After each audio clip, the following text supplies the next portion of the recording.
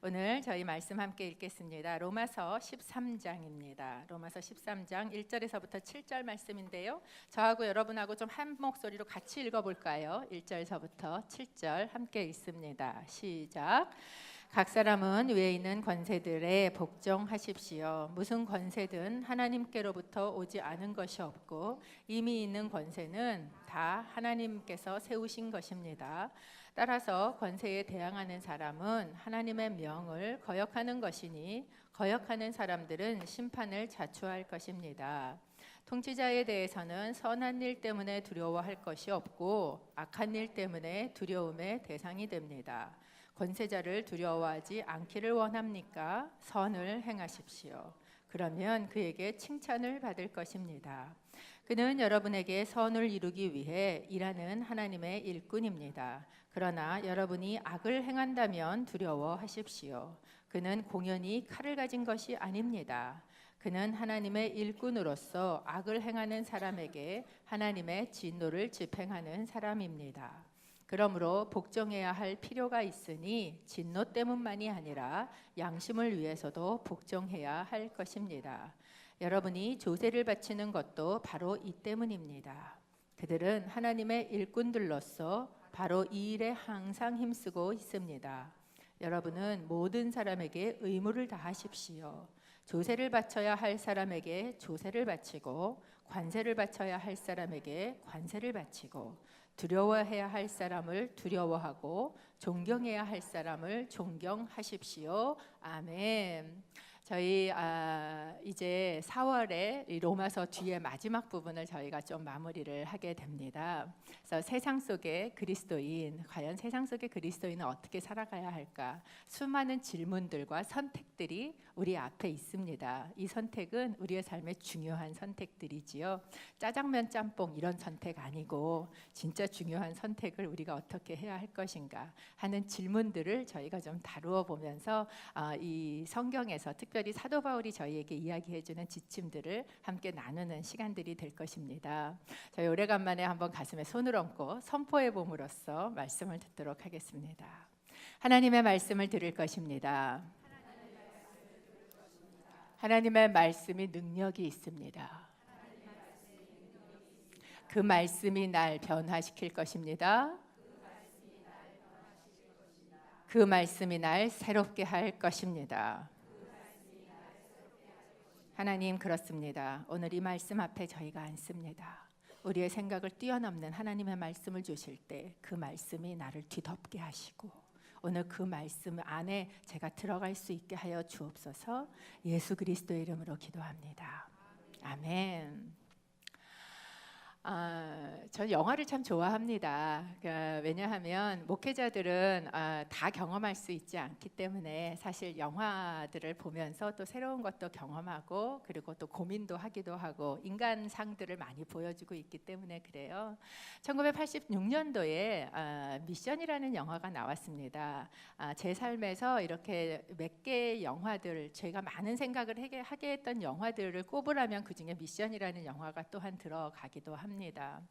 그 영화의 끝에 보면 뭐 여러 내용들, 제가 뭐 예전에 설교 때 클립을 앞에 부분을 쓰기도 했지만 그 뒤에 보면은 이런 이야기가 전개가 됩니다. 그 노예상에서 회개를 했던 로드리고가 이제 그 과라니족에 들어가고 함께 이게 신부님, 가브리엘 신부님하고 사역을 하지 않습니까? 그런데 그 추기경이 이제 잘못된 그런 결정을 하고 그리고 군대가 과라니 그 종족들을 완전히 다 말살시키려고 쳐들어오는 그런 장면이 나옵니다. 그런데 이 로드리고와 또 그곳에서 사역을 하던 이 가브리엘 신부님과 두 사람이 아주 극단적인 반응을 하고 극단적인 결정을 합니다. 한 사람은 총을 들고 그것에 맞서서 싸웁니다. 그래서 곳곳에 이 트랩을 설치하고 총을 쏘고 이러면서 이제 싸우기로 결정을 하는 사람이 바로 이 로드리고였고요. 이 가브리엘이라는 신부님은 그들이 쳐들어오는데 떠나지 않아요. 계속 종용을 하는데 떠나지 않고 나는 그 종족과 함께 있겠습니다 라고 얘기를 하고 오히려 십자가를 딱 들고 나가서 어떻게 합니까? 죽습니다. 이 두 개의 굉장히 극단적인 결정을 해서 한쪽은 싸우다가 죽고 사실 한쪽은 십자가를 들고 죽어가는 이 두 개의 모습을 보고 제가 나왔습니다. 그걸 보고 나와서 굉장히 그날 하루 종일 많은 생각을 하고 착잡하게 있었던, 그런데 그러면서 제 속에 풀리지 않는 하나의 생각이 있었어요. 그게 뭐냐 하면 과연 어느 길이 옳은가? 어떤 선택을 해야 하는가? 제가 대학 생활을 했던 1980년도 초반기는 화염병과 최루탄 속에서 묻혀서 지냈던 시절입니다. 그래서 그 시절에 또 저는 사회과학 대학을 나왔기 때문에 유난히 제가 정치학 전공했거든요, 사실. 근데 정치를 뭐 하지도 않고 정치를 외면하고 살았는데, 그렇지만 뭐 이렇게 막 열심히 데모를 한 것도 아니지만, 그렇다고 또 그 시대를 외면할 수도 없었던, 항상 대학 생활을 하면서도 제 속에 과연 하나님이 원하시는 길은 무엇인가라는 크리스찬이면서 또한 그 시대를 바라봐야 했던 고민이 제 안에 있었습니다. 그런 시절을, 대학 시절을 보냈고, 그리고 이제 대학을 졸업하던 시점즈에 제가 이 미션이라는 영화를 봤어요. 그러고 났는데 굉장히 제 속이 착잡한 거예요. 과연 총을 들어야 옳은가? 왜? 당연히 불인데 총을 들어야 옳은 게 아닌가?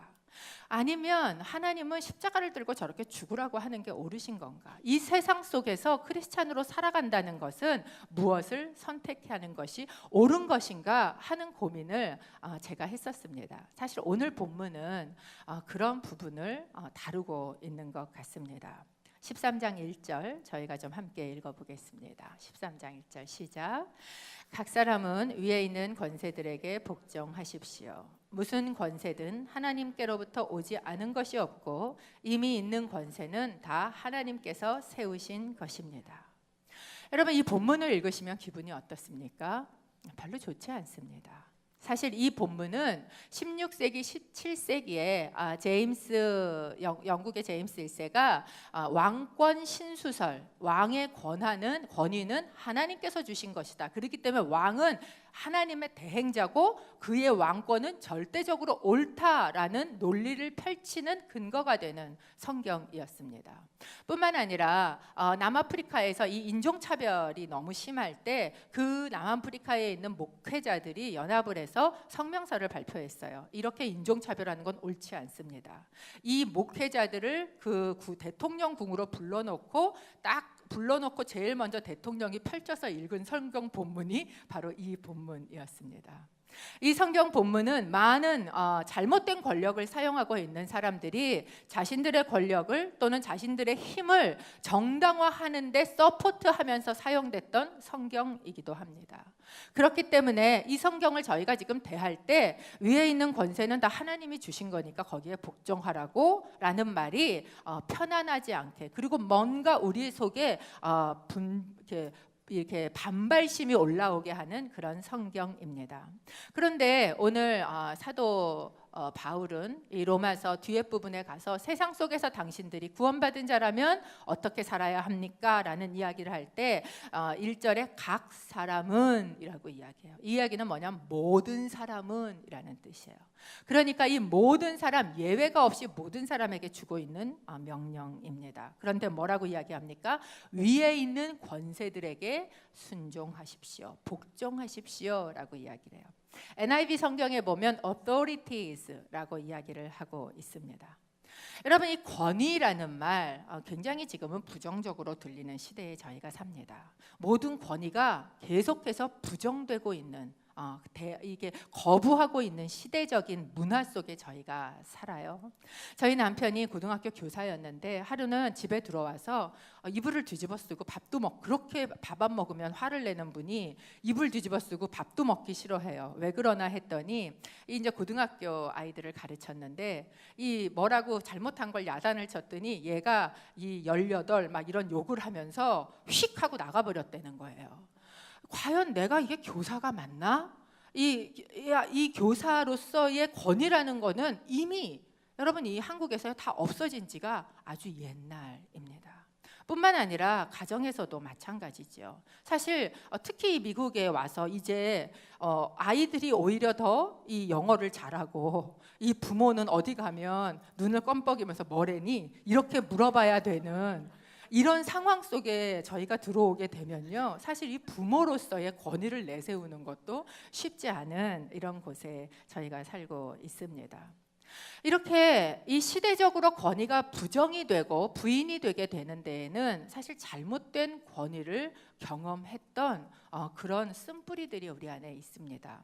제1, 2차 세계대전을 겪고 힘을 가진 자들이 그 힘을 잘못 사용하는 그런 부정적인 경험들이 지나가고 나면, 그러면 그 권위들을 부인하게 되고 부정하게 되고 그것에 대해 반감을 가지게 되는 그런 모습이 시대적으로도 저희 안에 흘러오고 있다는 거예요.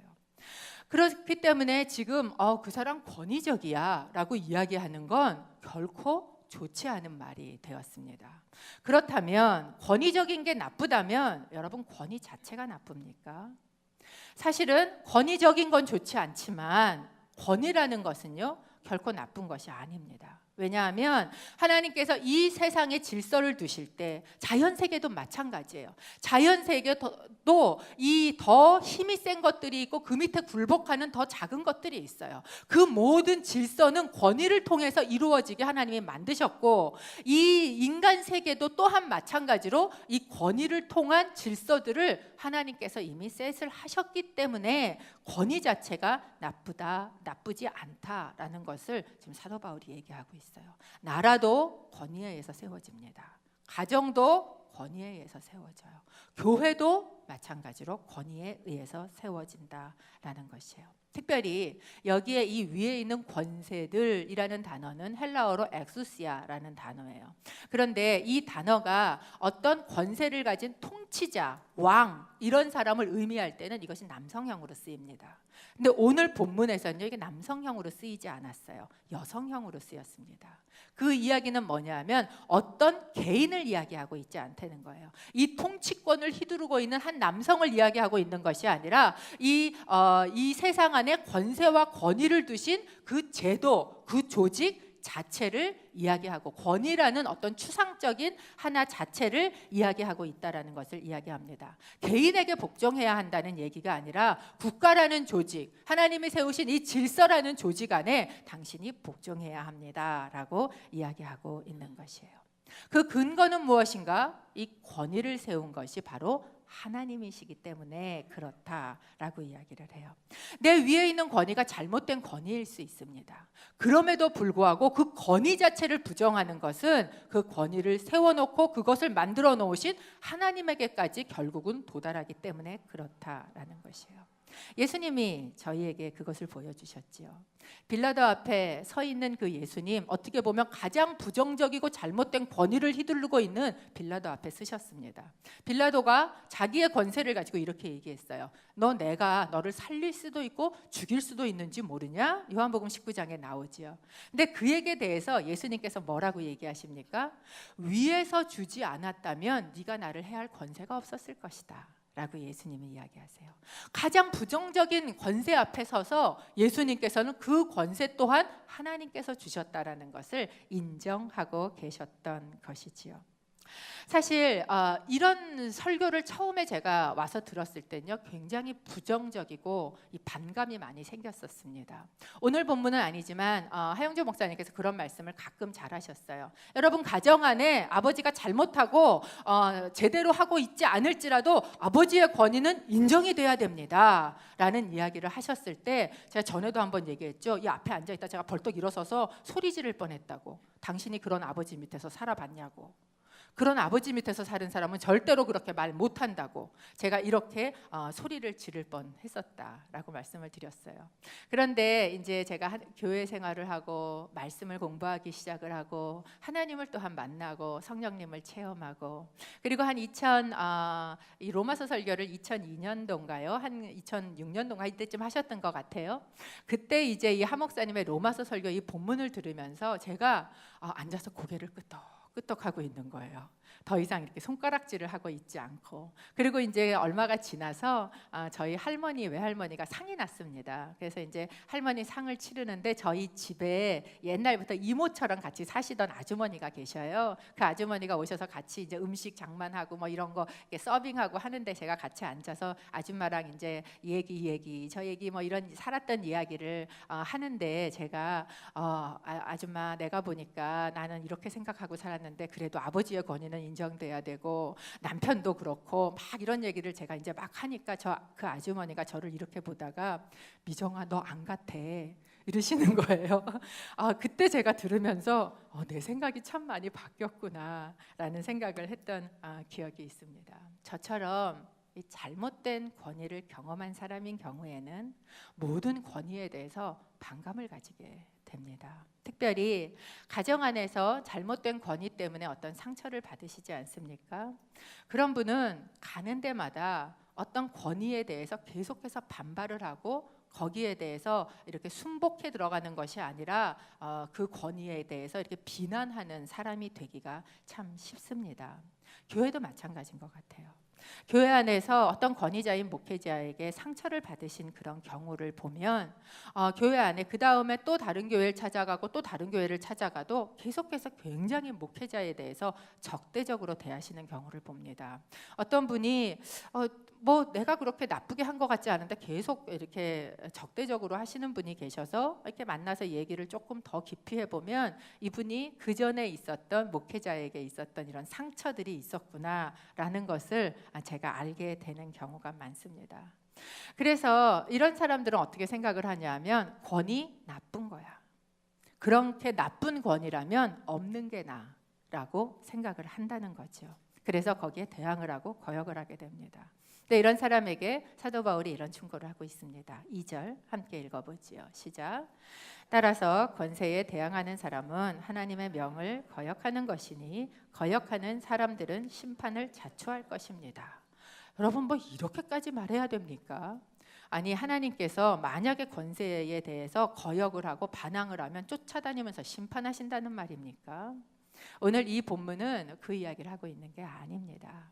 사실 이 심판이라는 단어의 주어는 정확하지가 않습니다. 그런데 이 말씀은 이렇게 해석해 볼 수 있어요. 권세에 대해서 대항하는 사람은요, 그 권세에 의해서 뭐를 받습니까? 사실 심판을 받습니다. 그런데 뿐만 아니라 그렇게 심판을 받지 않고 지나간다 할지라도 여러분 이 권세에 대해서 또는 어떤 권위에 대해서 계속해서 반항하고 부정적으로 대하는 사람들이요, 나중에 보면 어떤 일을 당하는가? 자기 자녀에게 똑같은 일을 당한다라는 것이에요. 결코 그 결과가 아름답거나 선하지 않더라라는 것을 보여주고 있는 것입니다. 여러분 이 잘못된 권위, 그렇다면 그것은 없는 게 나은가? 그렇지 않다라는 걸 사도 바울이 이야기해주고 있는 것이에요. 이 나라에 대해서도 마찬가지예요. W. 데이튼이라는 사람은 이런 말을 했습니다. 형편없는 정부보다 더 나쁜 것이 있는데 바로 무정부 상태를 지지하는 것이다.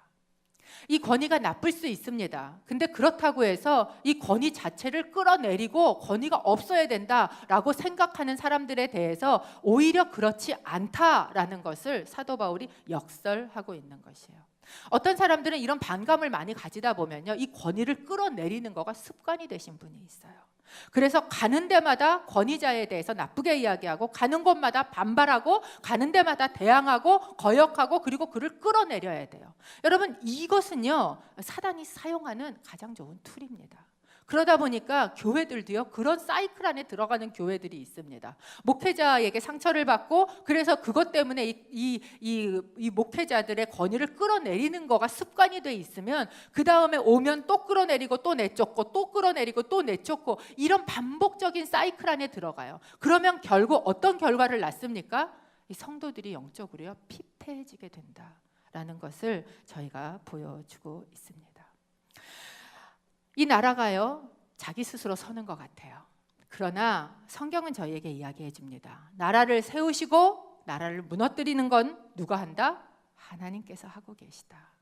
그래서 이스라엘을 멸망시켰던 그 너무나 악랄했던 아수르 같은 나라도 유다 땅을 멸망시켰던, 그리고 그들을 다 포로로 끌고 갔던 거대했던 바벨론 같은 나라도 결국은 누구 손에 들린? 하나님의 손에 들려있는 몽둥이에 불과하다. 하나님께서 이 세상의 나라들도 다스리고 계시다라는 것을 저희에게 보여주고 있다라는 거예요. 여러분, 가정도 마찬가지입니다. 이런 부정적인 권위를 겪고 나면 자꾸 그 권위를 깎아내리게 된다 그랬잖아요. 그리고 이렇게 생각을 합니다. 없는 게 차라리 낫다. 사실 제가 그렇게 생각하고 살았어요. 저는 이렇게 상처를 주고 가정을 다 힘들게 하는 아버지는 없는 게 낫다라고 생각을 하고 살았습니다. 차라리 없으면 그리워라도 할 텐데, 있으니까 내 모든 에너지를 미워하느라고 쓰는 이게 뭐가 옳은가? 이게 나한테 뭐가 선한가? 이런 생각을 끊임없이 하고 살았습니다. 그러다가 몇 년 전에 제 막내 남동생이 하늘나라를 가는 저희 가정에 그런 사건을 겪었어요. 그리고 그 집에 어린 아들 하나가 남겨졌었습니다. 그 저희 조카가 이제 사춘기, 지금 이제 중학교가 됐는데, 그 아이가 이 시절을 아버지가 없는 부재 속에서 지나가는 것을 제가 몇 년 동안 지켜봤어요. 그걸 지켜보면서 제가 하나님 앞에 얼마나 많이 회개했는지 모릅니다. 저는 없는 게 낫다고 생각했어요. 그런데 이 아버지의 부재 속에 자라가고 있는 저희 조카가 겪어가는 그 아픔, 이 어린애가 그게 얼마나 힘들면 이 손바닥 바닥에 있는 살이 다 뒤집어져서 까지더라고요. 그리고 그 학교에서 아빠에 대한 뭐를 한번 발표를 하거나 뭐를 하나 쓰거나 아니면 뭐를 할 때마다 이 아이가 집에 들어와서 몸살을 앓는 그 이야기를 제가 옆에서 볼 때마다 나는 없는 게 낫다고 생각했는데 이 권위자의 부재가 이렇게 힘들게 하는구나 라는 것을 제가 얼마나 회개를 하면서 왔는지 모릅니다. 여러분, 남편은 어떻습니까? 이 가정 안에 남편도 권위자로 세우셨지요. 어떤 때는 그 권위가 인정할 만하지 않은 권위일 수도 있습니다. 그럼에도 불구하고 사도 바울은 이야기합니다. 당신 위에 권위가 있습니까? 그 권위는 하나님이 세우신 것입니다. 그러니까 그 권위에 복종하십시오.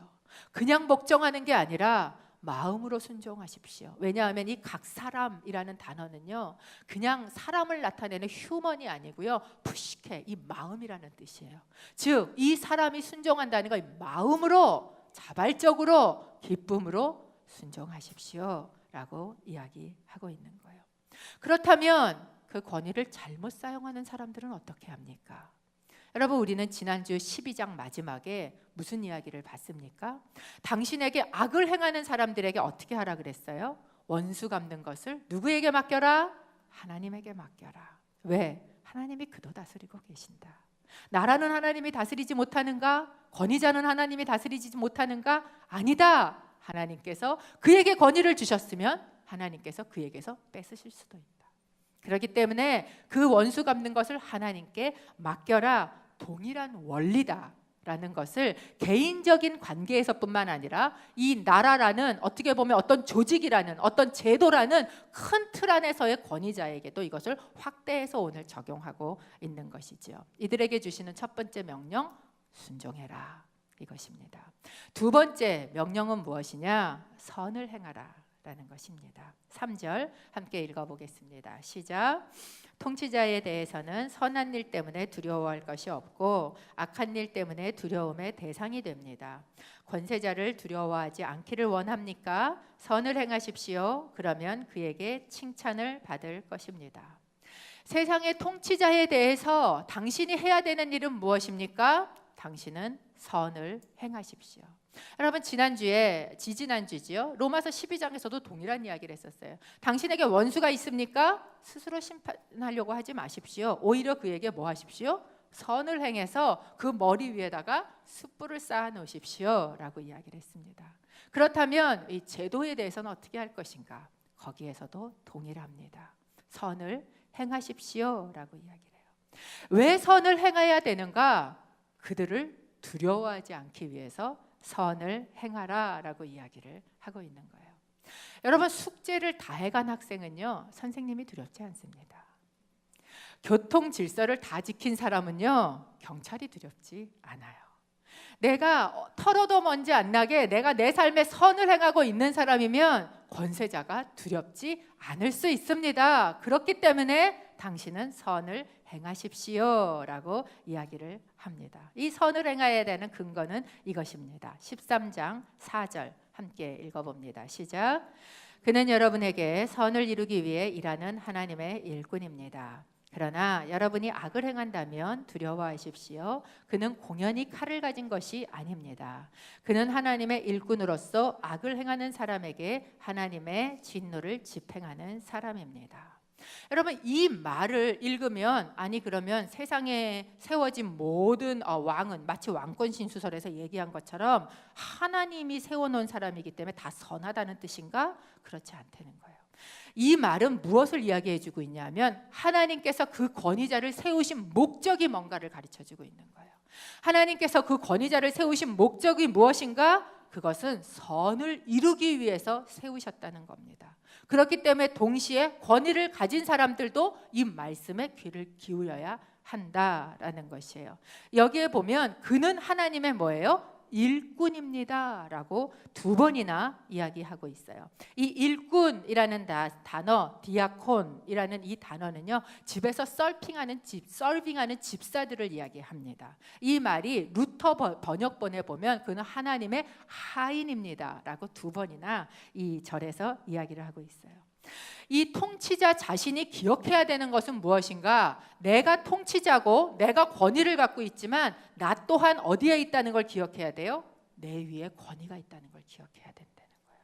그리고 내 위에 있는 권위자가 나에게 권위를 준, 나에게 칼을 쥐어준 목적이 뭐예요? 선을 위해서 쥐어줬다라는 것을 기억해야 한다라는 것입니다. 여러분, 얼마 전에 백인 경찰이 무장을 하지 않은 흑인에게 8발의 총격을 가한 사건이 있었습니다. 우리는 그런 이야기를 듣고 나면 아니 왜 그에게 총을 쥐어줬는데 아무 무장도 하지 않은 사람을 그것도 정당방위도 아니게 뒤에서 총을 8발이나 쏘았단 말이야? 그러니까 경찰 다 없애야 돼. 이렇게 이야기해야 됩니까? 그렇지 않아요. 그렇지만 그 경찰은 총을 쥐었을 때 그 총을 왜 주었는지를 기억했어야 합니다. 선을 위해서 쥐어줬다라는 것을 기억했어야 돼요. 여러분, 오늘 저희가 읽은 본문을 만약에 로마 교회에 보낸 편지죠. 로마 황제에게 줬다고 생각을 해보십시다. 이 세상 모든 권세는 하나님께서 주신 것입니다 라는 이 본문을 만약에 당시에 로마 황제가 읽었다면 기분이 좋았을까요? 나빴을까요? 어떻게 생각하십니까? 여러분, 당시에 로마 황제는요, 자기가 신이라고 얘기하던 사람들입니다. 아니 신이 나에게 줬다고? 내가 신인데? 아마 이 본문을요, 로마 황제가 읽었다고 그래 신이 나에게 줬어라고 절대 기뻐하지 않았을 본문입니다. 거기에다 한술 더 떠서 사도 바울이 뭐라고 이야기해요? 당신은 하나님의 뭡니다? 하인입니다. 당신 위에 권위가 있습니다 라고 이야기하는 이 본문은 결코 로마 황제에게도 칭찬을 받을 만한 기분 좋은 말은 아니었을 것입니다. 그런데 여러분, 이 권세를 하나님께서 권위자에게 주었어요. 그리고 그 권세가 강하면 강할수록 사단은 무엇을 합니까? 틈을 탑니다.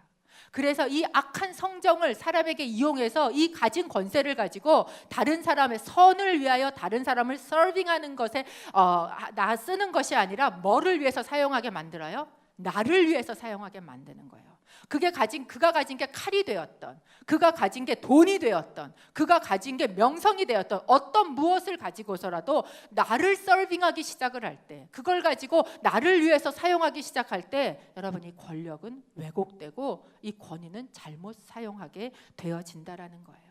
그렇다면 이렇게 사용하게 만드는 사단의 목적은 무엇입니까? 사단의 목적은 모든 권위를 부정하게 만드는 거예요. 모든 권위를 대적하게 만드는 겁니다. 이 사단 자체가 하나님의 권세 밑에 있다가 하나님을 어떻게 한 존재예요? 대적하고 쫓겨난 존재예요.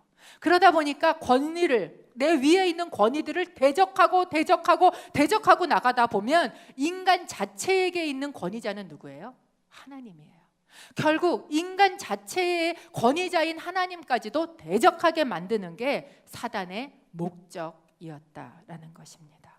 지금 어떻게 보면 세대는 그렇게 되어가는 것 같습니다. 학교에서 더 이상 교사의 권위가 없고, 가정 안에서 부모의 권위가 무시되고, 나라 안에서 대통령의 권위가 조롱받는 그런 시대 속에 저희가 살아가고 있어요. 어떻게든지 끌어내리고 어떻게든지 대항하는 것이 마치 의식이 있는 행동인 것처럼 사람들에게 보여지게 됩니다. 여러분, 이것은 사단이 사용하기 너무나 쉬운 툴입니다. 그렇기 때문에 여러분 잘못된 그런 사이클 속에 여러분 들어가시지 않으시기를 주님의 이름으로 축복합니다.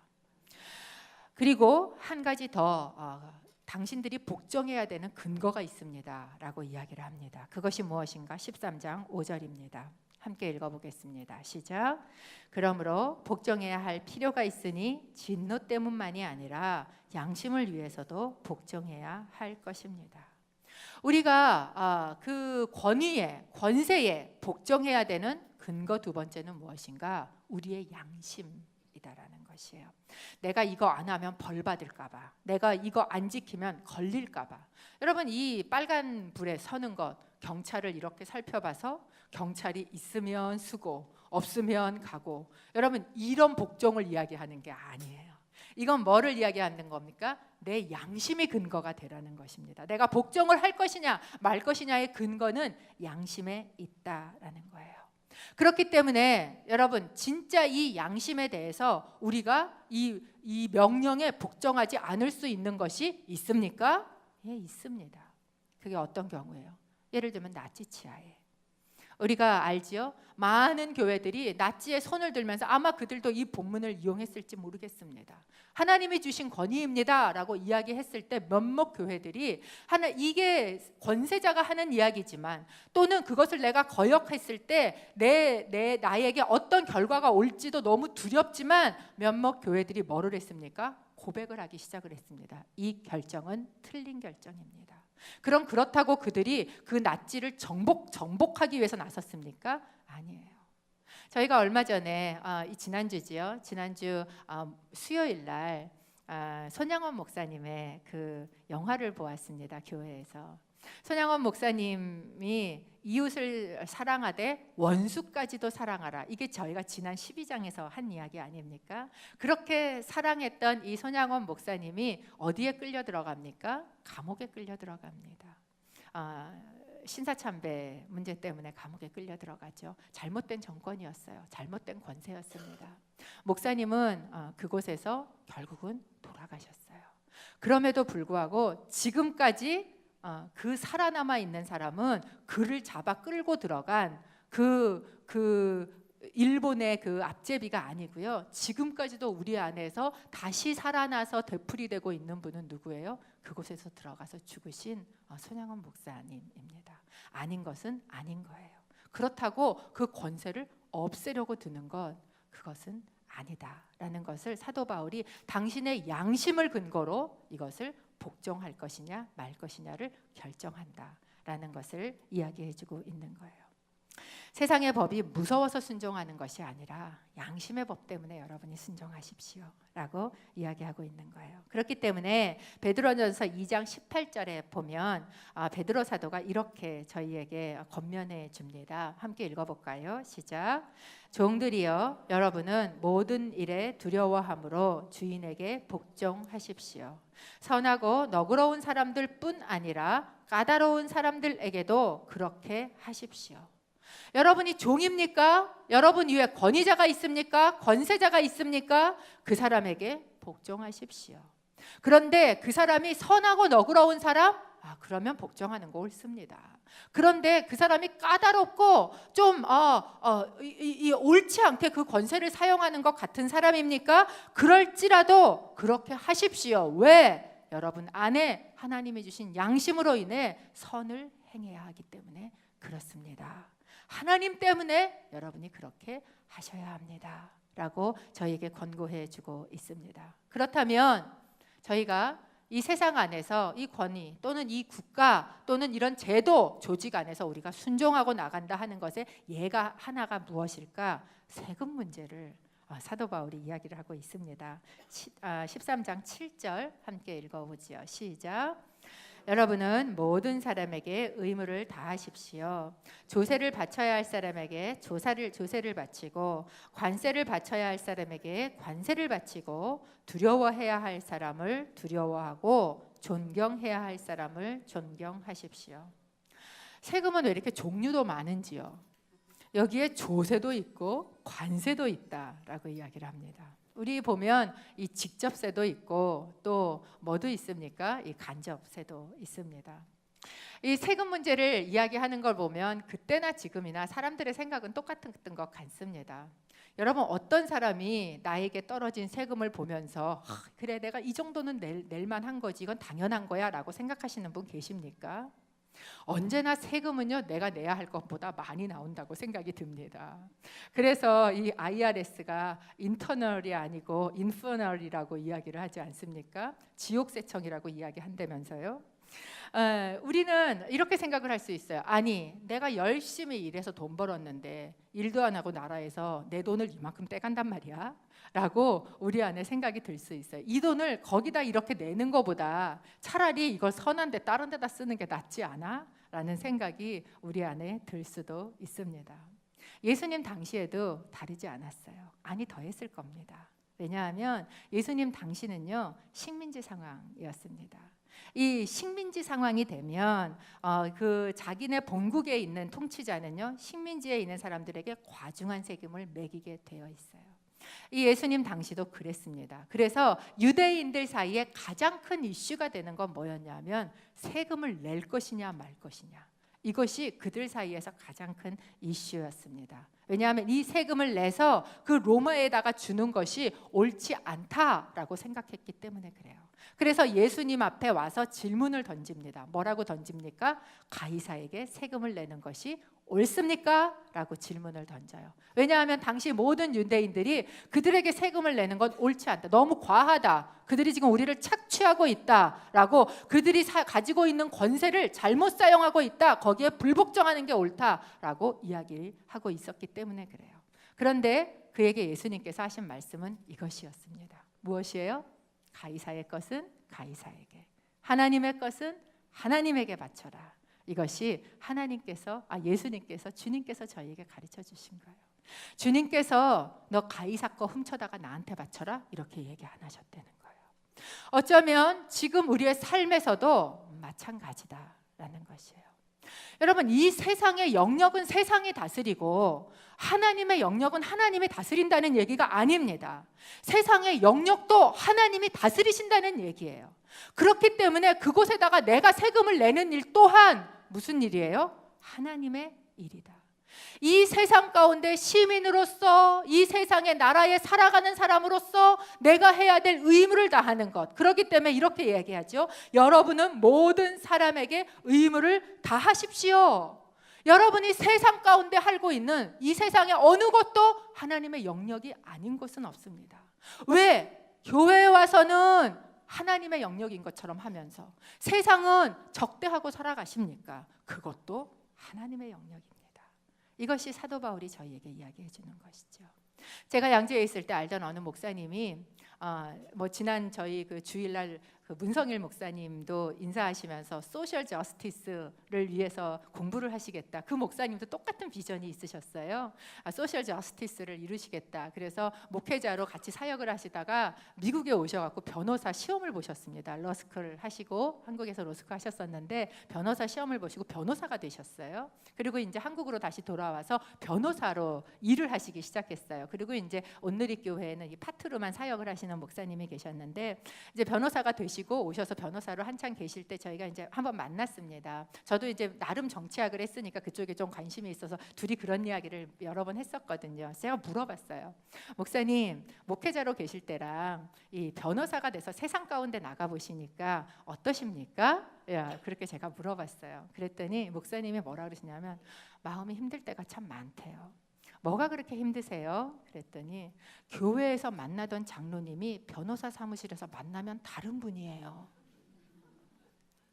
이분이 그렇게 신실하고 그렇게 은혜롭고 그런 것 같으신데 이 변호사로서 만나서 무엇을 도와드려야 될지 그 아내를 이렇게 들여다보면 너무나 다른 분이더라는 거예요. 그래서 자기가 그게 너무 마음이 어렵다, 이런 이야기를 하시는 그 고백을 제가 들은 적이 있습니다. 여러분, 이 세상에 있는 권위, 그것도 하나님이 다스리시는 권위입니다. 하나님이 세우신 권위예요. 그렇기 때문에 내가 그 사람 때문에 거기에 순복하는 게 아닙니다.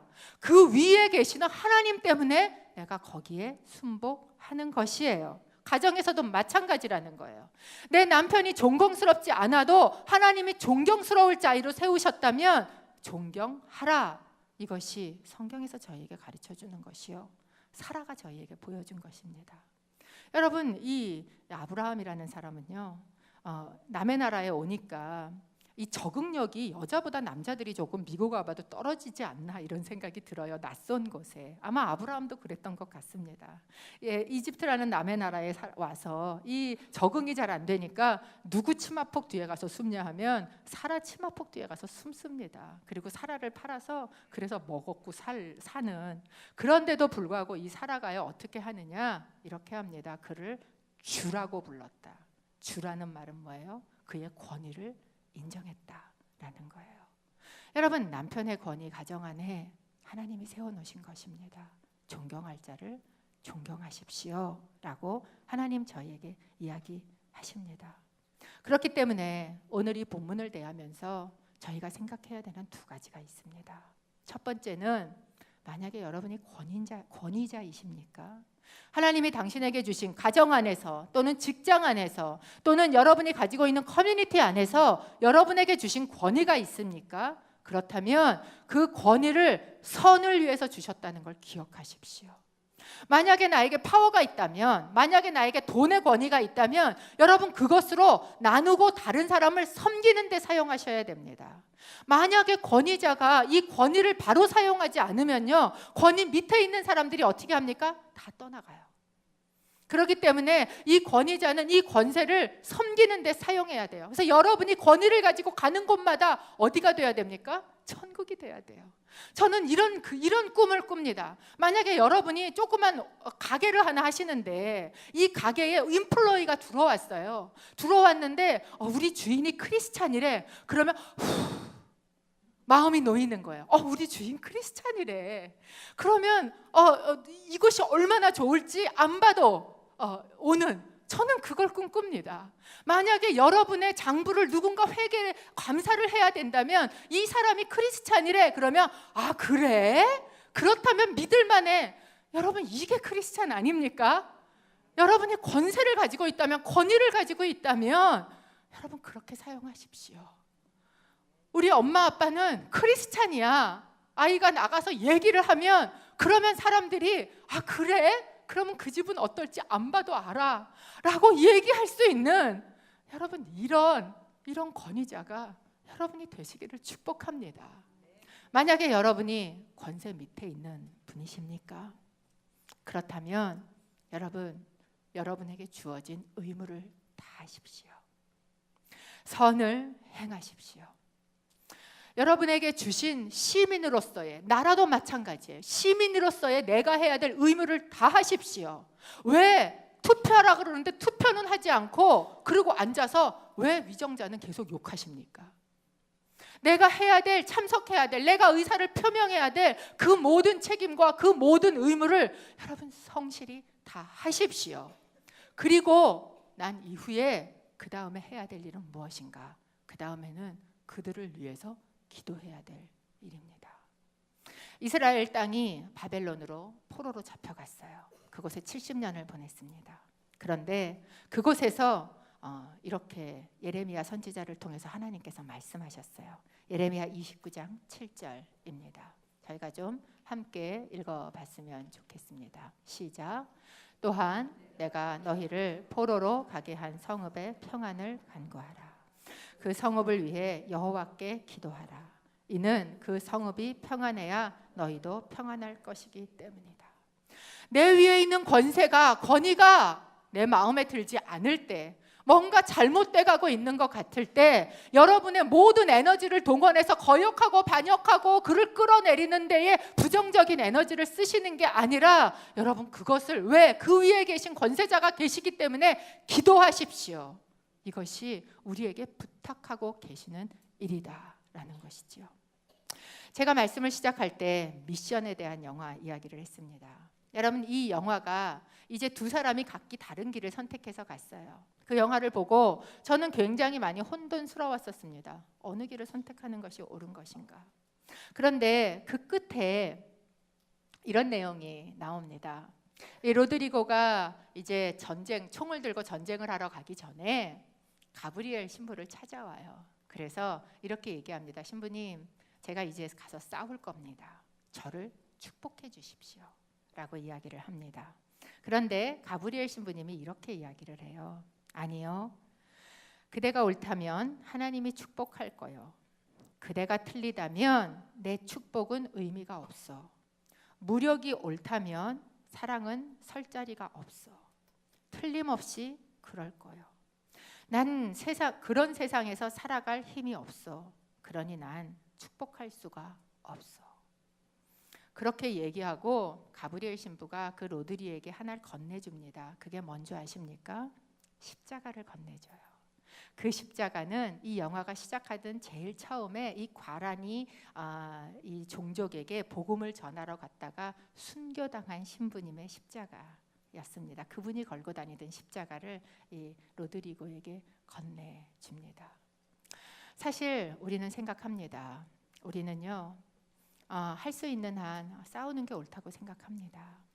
그런데 어쩌면 저는 예수님을 알아가면 알아갈수록, 말씀을 들여다보면 들여다볼수록 예수님은 우리에게 말씀하신 것처럼 내가 너를 양을 이리떼 가운데 보내는 것 같구나.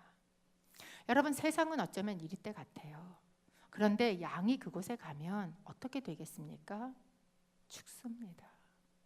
어쩌면 예수님의 방법은 이 세상에 오셔서 칼을 들고 싸우는 게 아니라 이 세상에 오셔서 사랑을 들고 죽어가는 거였던 것 같아요.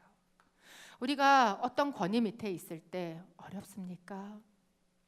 그런데 어쩌면 하나님께서 이 십자가를 지난주에 저희가 통과하면서 주님께서 저희에게 주시고 계시는 말씀은 이것이지 않을까 싶어요. 십자가 어떤 길이냐? 그 길은 죽는 길이다. 사랑 때문에 죽는 길이다. 이 이야기를 하고 계시는 것 같습니다. 이 미션이라는 영화 맨 마지막에 그 추기경이 그 스페인에 있는 왕에게 편지를 하나 보냅니다. 그 편지에 이렇게 써서 보내요. 신부들은 다 죽고 저만 살아남았습니다. 그런데 실제로 죽은 건 저고 산 자는 그들입니다. 왜냐하면 언제나 그렇듯 죽은 자의 정신은 산 자의 기억 속에 남기 때문입니다. 예수님은 십자가에서 죽으셨습니다. 그렇다고 그분이 완전히 실패하신 겁니까? 아니에요. 그들의 권세 위에 계신 하나님께서 그를 높이사 하나님의 우편에 앉히셨습니다. 저는 이 동일한 원리가 우리의 삶에서 매일마다 겪어지는 일들 가운데 여러분, 그 원리가 살아나기를 주님의 이름으로 축복합니다.